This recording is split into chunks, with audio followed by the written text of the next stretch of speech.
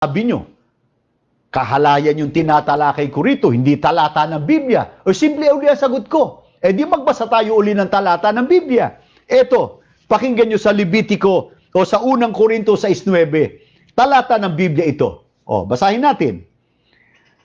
Ang mga hindi matuwid, unang Korinto muna, 6:9. Ayan.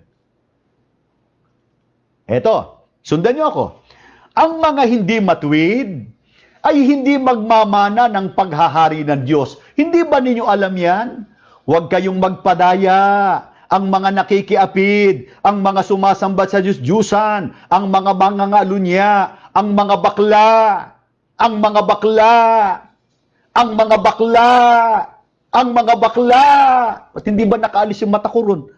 Yan. Ang mga bakla, ang mga gumagamit sa kapwa lalaki. Ang mga gumagamit sa kapwa lalaki ay hindi magmamana ng paghahari ng Diyos. Talata po ng Biblia yan. Na ano, yung mga bakla gumagamit sa kapwa lalaki ay hindi magmamana ng paghahari ng Diyos. Hindi lang yan.